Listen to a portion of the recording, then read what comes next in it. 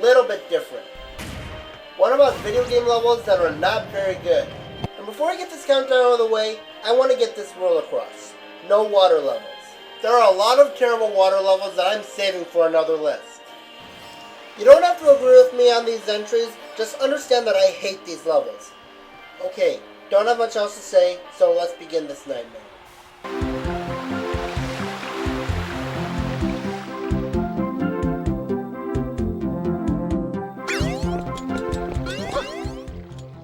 Donkey Kong 64 is one of my favorite platforming games, as well as one of my favorite games on the N64. But like all games, even the best ones, it has a few flaws here and there. This is one of those problems. This factory is practically pitch black, making it hard to see, especially during some of the platforming segments, which makes the overexpansiveness even more irritating. I know that Creepy Castle is bigger, but there it was easier to tell where you are because of how high you are. I'll admit the music and boss are really cool, but the factory overall is boring. Oh, and one more thing. If you think you no longer have to come back here for the rest of the game, guess what? After you beat Hideout Helm, you must get the Nintendo coin and Railroad coin. Guess where you find the Nintendo coin? In Frantic Factory!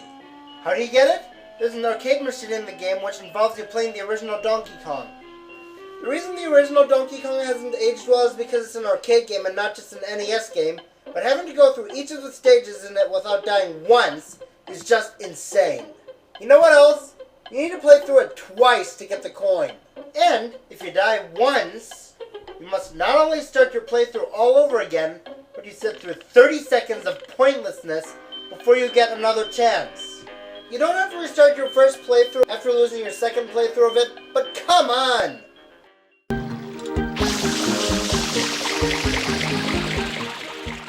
Giant of Babel had the potential to be a really interesting level, if it didn't combine some annoyances into one major annoyance. The Giant of Babel has only one save point throughout the entire level, and at the end of it, you face the four fiends a second time. Here you battle them in the following order: Scarmiglion, Rubicante, Cagnazzo, and Barbarica. I don't mind boss rushes. Heck, these guys are pretty formidable opponents with the fact that you fight them 4 in a row and how powerful they are. So what's my problem? Once you go into the Giant of Babel, you can't escape until you beat it, trapping you in a level where you can't escape unless you defeat one of the hardest bosses in the game. What sick-minded genius came up with that idea? You'll be forced to do a lot of level grinding, and during this, you might use up some of your items. So if you lose all of your items and can't get any more until you grind to the highest level or something, don't blame yourself. It's the game's fault for not telling you you'd be trapped in it. There's also the CPU boss fight after that, which is still a pretty annoying boss since he bounces back a majority of your attacks, but not as hard as the Four Fiends boss. And after you get out of the Giant of Babel, you can't come back to it. Good thing too. I don't want to be flooded with all these bad memories anymore.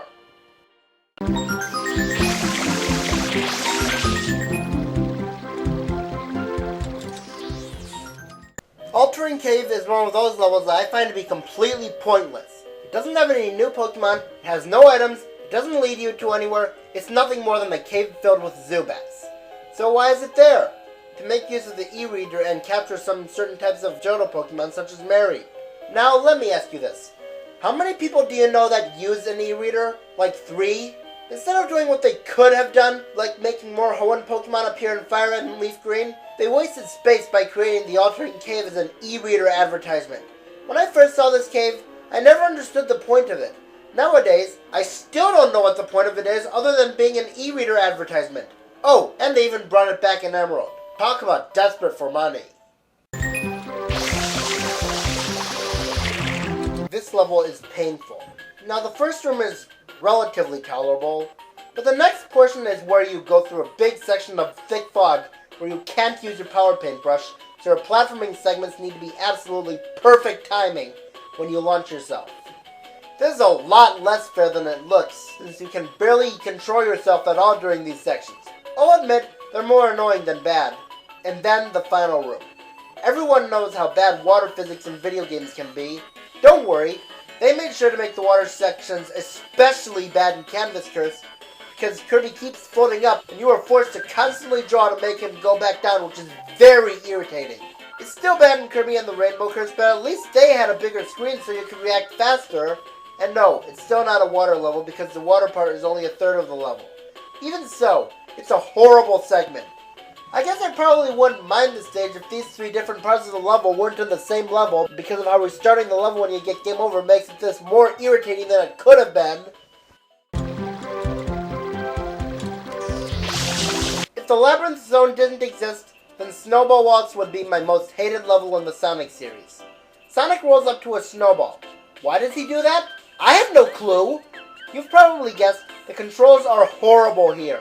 I've made it clear in the past that I've enjoyed this type of scenario in Wrath of Cortex, but here's the difference. There's a load of more balancing you do in the Snowball Waltz, making it even more of a living nightmare. And don't give me that excuse. Super Mario Galaxy had these types of levels too, so it's okay. They had an excuse.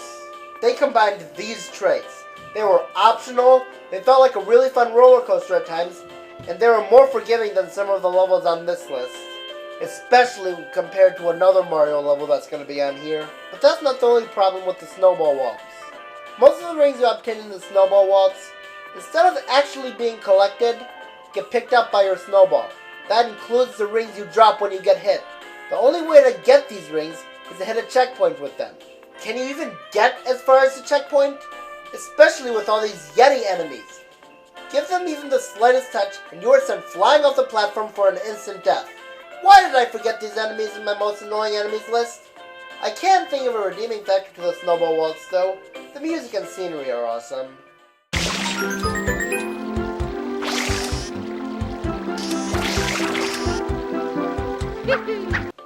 Sometimes I like to play the game as a completionist. It depends on how much I enjoy the side quests. In the Yoshi's Island trilogy, I can't stop myself from attempting to get 100% in each level, including the extra and secret levels, because they're so awesome. Well, most of them. As such, I had to put up with Extra Stage 5, Kamik's Revenge, also known as a Yoshi completionist's worst nightmare. Throughout the entire level, you're being pursued by Kamik. When you hear him holler, move out of the way, because he'll hit you, and sometimes push you back.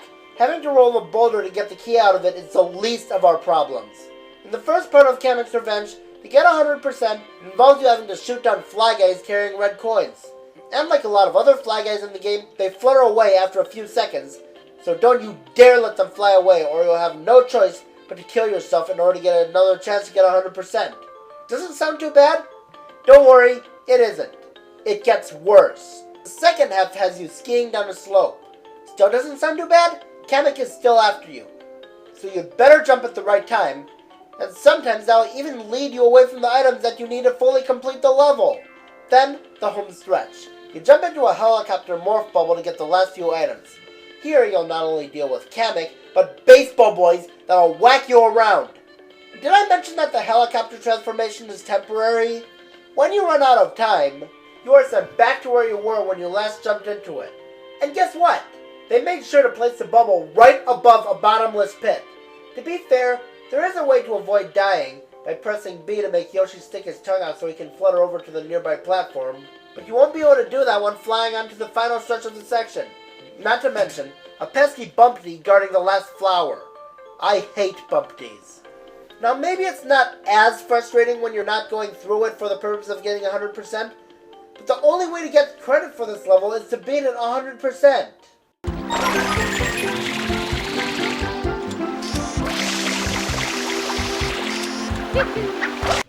There are some pretty infuriating levels in Mario Sunshine, but none of them are nearly as intolerable as the Pachinko Course. I mean, as bad as the river game was, that didn't test your luck. This is an example of how not to do a luck-based event. I don't mind those normal Pachinko machines that you play in real life, but this is just terrible. You jump off the trampoline and bounce up to the machine, and you are required to get all 8 coins. Looks fair, does it? Well, it would have been if it weren't for these invisible walls everywhere. The camera keeps going all over the place, and by the time you shift it to where you want it to be, it'll be too late. You keep bouncing into the machine repeatedly, passing by the red coins you need. It gets very annoying constantly having to watch Mario slide down that ramp in the back. And if you fall into the hole at the bottom, it'll be an instant KO and you must start the whole course all over again. No, Mario! Don't go that way! No! A factory level that is worse than Frantic Factory. How bad can it be? Darn it! Grunty Industries is an absolute pile of garbage with almost no redeeming factors to it. Not only is it too dark to see some of the times, but Grunty Industry has next to no fun factors in it whatsoever. Aside from maybe the air vent thing, which is pretty nice. The activities aren't even fun either. Even the music is dull and generic in my opinion. It's gotta be my most hated song in the game, worse than Hailfire Peaks. You spend most of the time wandering aimlessly around the factory. So what's the transformation of this world? Well, in both games we have transformation abilities. We have the flying around freely as a bee, safely traveling through the swamp as a crocodile, easier ways to travel as a submarine, and here we have washing dirty clothes. Seriously? Is that really the most creative thing they could come up with? And thanks to Gruntilda's stupid rules, you can't warp when you're in washing machine form. What purpose is that if she doesn't even know that Banjo has the power to transform? At least Frantic Factory had a decent atmosphere and an awesome theme. Grunty Industries' atmosphere, on the other hand, is colorless and boring. And yes, I am very well aware that Banjo-Tooie is darker than the original Banjo-Kazooie. But here's the thing. The dark atmosphere isn't even shown that much in Banjo-Tooie. And besides, even Majora's Mask managed to have cool looking levels without ruining the dark atmosphere. Heck, Grunty Industries is so bad, it's the only level in the game where I haven't faced the boss of the level. Heck, it's so bad that I even forgot that it even has a boss. What could possibly be worse than Grunty Industries?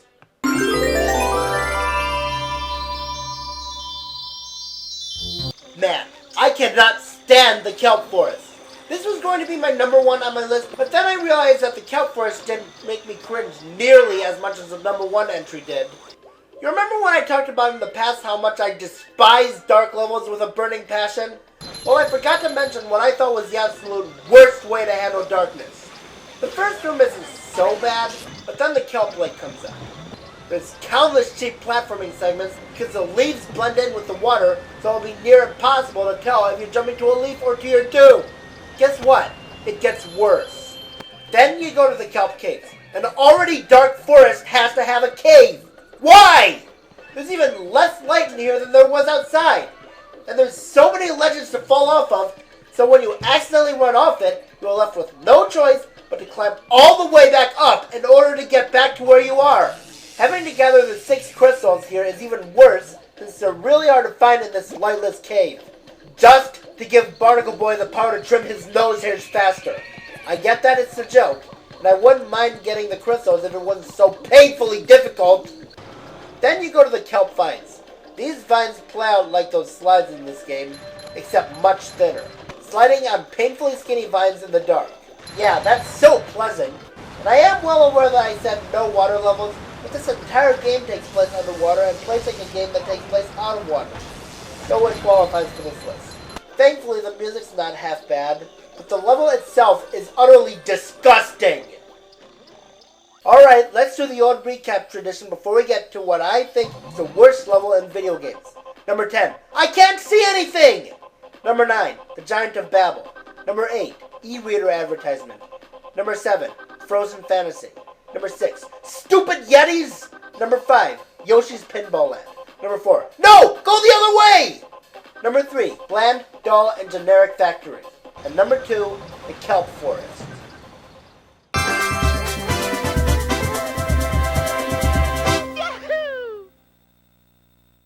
You're probably going to disagree with me on my number 1 choice, but no level has infuriated me as much as this level. I think I should add some build-up to this segment.